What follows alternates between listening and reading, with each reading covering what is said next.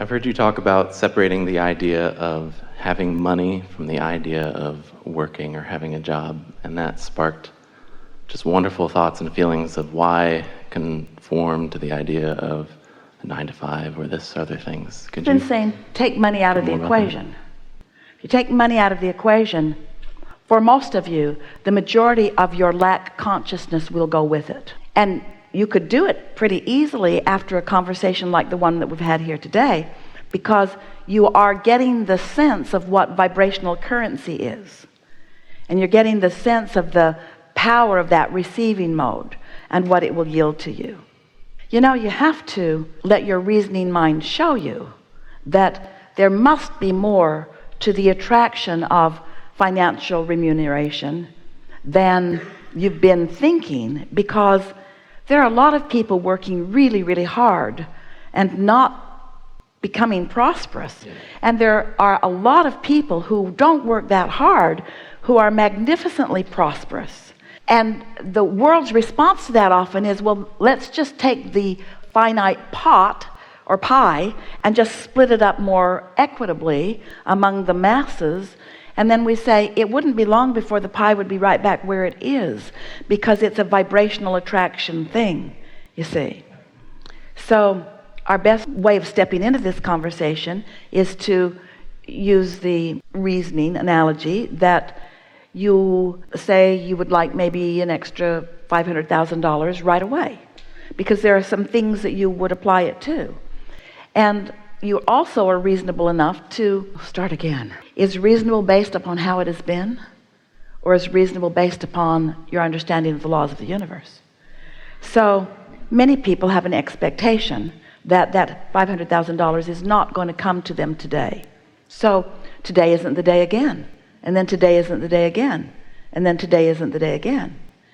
But we want you to acknowledge that there may be too much resistance on your trail, on your path, for you to let that money in right now. You could let a feeling of freedom in. You could bask in the understanding that you're free to choose, and you could bask in the feeling of freedom that nobody creates your own reality, and you could bask in the feeling of freedom that you and you alone establish your point of attraction, and that everything responds to that. So you could shift the way you feel, and you could have the feeling of prosperity. And if you do that often enough, you will have practiced a vibration that holds you steadily in that place where money has to flow to you in powerful fashion. So money out of the equation, focus on the feeling. Let's say it's stronger. The need for the manifestation out of the equation, and the feeling of being in the receptive mode, the desire. Doesn't matter if the manifestation is money or a mate or an empire or an improved political community. Doesn't matter what the manifestation you want is. You gotta stop focusing on it if your belief is that it isn't. Because what has manifested will keep you from manifesting it. Because you take yourself and what you think everywhere you go. So it's different places and different faces, but the same thing over and over and over again. Thank you. Ooh, isn't that delicious? Yes. So, want to play with it a little bit? Absolutely. So we're just going to ask you, because we think you're ready to go there, talk to us about your feelings of prosperity and leave money out of the equation. Prosperity equals freedom to go wherever I wish to go. And do you do that? Sometimes, much of the time. All right, so if you're hesitant about that, not as much as I would like. then that example didn't help you much better than if you'd left money in the equation. Right. Because a lot of people don't feel free because they're doing stuff they don't want to do. So you have to find some piece of it somewhere that gives you a little feeling. Esther used to say to Jerry, not based upon what they were currently living at all, but based upon what she used to live when she was punching a time clock and working by the hour, she'd say to him, let's get a Coke and pretend like we're on vacation.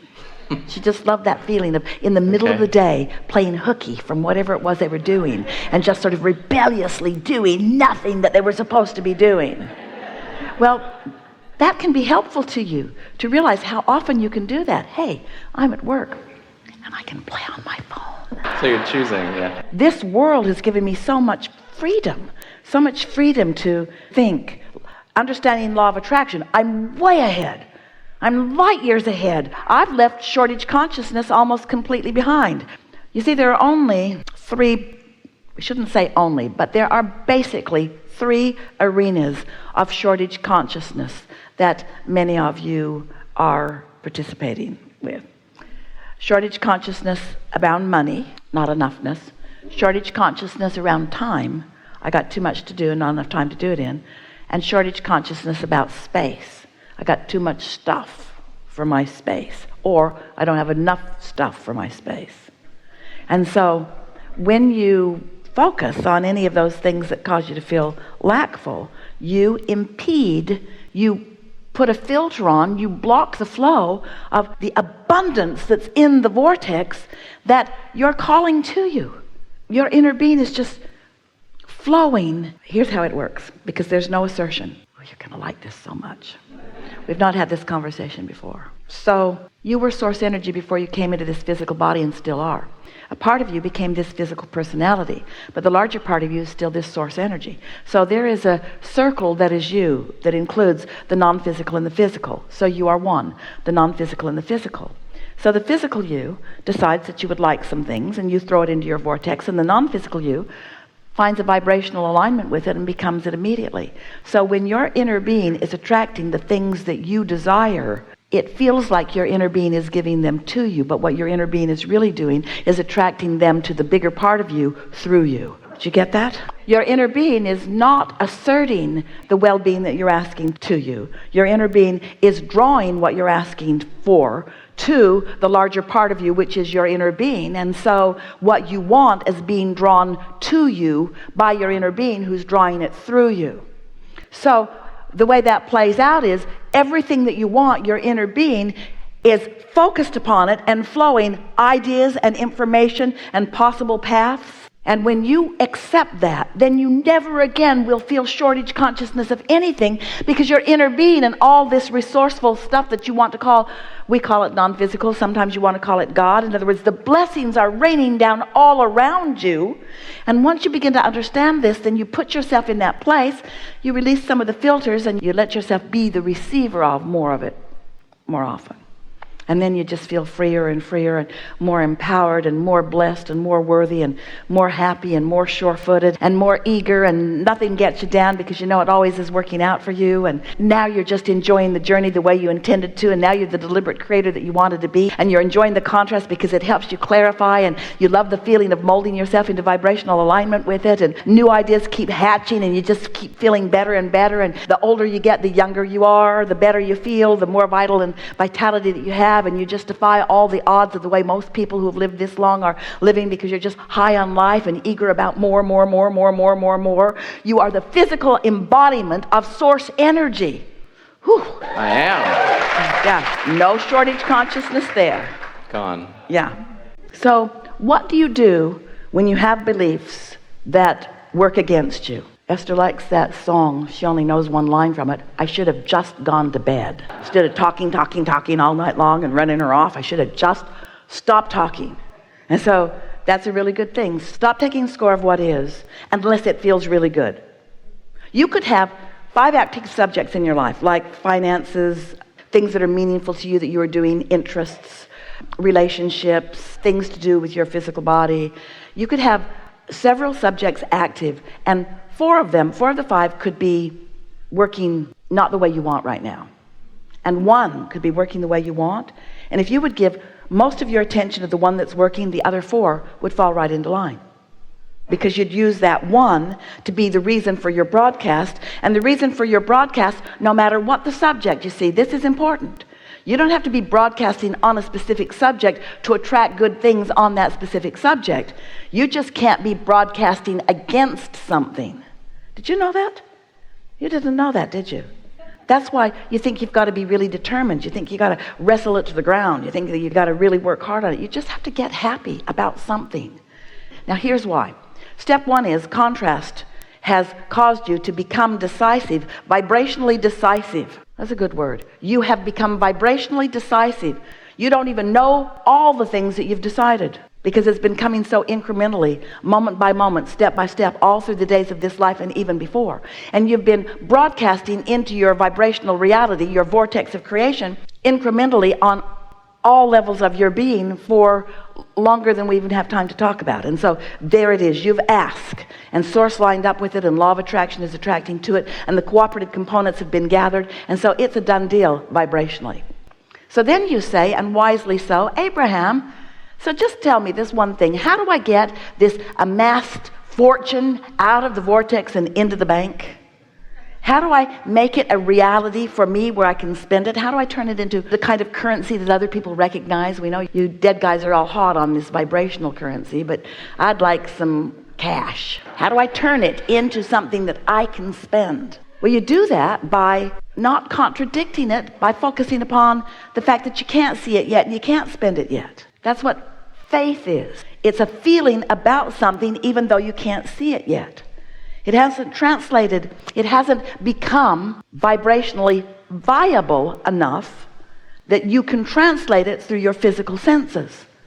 What you see is a translation of vibration. You don't know it because you just do it so easily. What are you doing today? I'm going to go translate some things into vision. I'm looking at that now. I'm looking at that now. You don't do that. You were born vibrationally translating into sight and sound and smell and taste and touch. And you were also born translating through your emotional center, your guidance system, to let you know whether you are a match to your own inner being, who is a match to this thing that you want, or not. You can tell by the way you feel. So since what you want is not vibrationally viable enough, now what do we mean by that? It hasn't been focused upon purely enough. It hasn't been focused upon without contradiction long enough that it is a strong enough signal. You have not let it become a strong enough signal that now you can translate it into manifestations. You see, how do you think manifestations get here? You don't know, because there were so many here when you got here. And for the most part, ever since you got here, you've just been moving manifestations around from place to place as a human race and fighting over them. But if you will use your reasoning mind, hasn't your economy gotten way bigger than it was? You don't remember, but you could if you try. For a long time, it was just tiger teeth and bones and occasional squirrel hide. Way bigger now. Way, way, way, way bigger now. And nobody's been trucking anything in from other planets. There's no pipelines from other planets. The new stuff get here yet? No. Got derailed out there somewhere. There's nothing that's being trucked in. You are creating it. It's becoming vibrationally viable because you are preparing your receptors to receive it. When you ask, it is given, it is revealed. But the question is, are you realizing what has been revealed? Or do you have your, I can't do it, I can't see it, I can't smell it, I can't taste it, I can't touch it, I can't hear it, blockade up, you see? And so, that was so satisfying to say all of that to you, because you heard it, didn't you? You are the one that translates the vibration into the physical equivalent. So by the time you have put all of this in the vortex and law of attraction has answered it, and your inner being has stood there with it and has become the vibrational equivalent of it and is broadcasting to you and to the universe a signal about it, and law of attraction is responding to that signal, there is a powerful attraction to the things that you have become. Powerful attraction. It is huge, and it is done. And then, if you are anywhere in the vicinity of it vibrationally, which means if you're just happy today for some reason, if you haven't remembered not to be happy, in other words, your cork will float. You can hold it under the water, but when you let go, it's going to float back up there. So when you stop doing that thing you do that doesn't let your vibration rise, your vibration will rise. And every now and again, you'll just forget to do something stupid like not let it rise, and it will rise. And for a moment, you'll get a glimpse of something you want, just for a moment. Whew, I want her.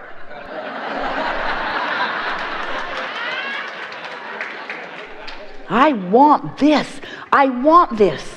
Don't you know that feeling? When you first translate that vortexual creation into something that is meaningful to you, when that idea hatches in your mind, that's a manifestation. Now, it's not the kind of manifestation you want. You don't just want an idea. Yeah, you do. You want the idea because you got to have the idea, and you got to practice the idea, and you got to become familiar with the idea, and you got to hold the idea. You've got to nurture the idea just like the seed of corn has to be nurtured before it comes into something that you can eat and enjoy. So now you have it. That's the answer to every question. Go away now and live happily ever after.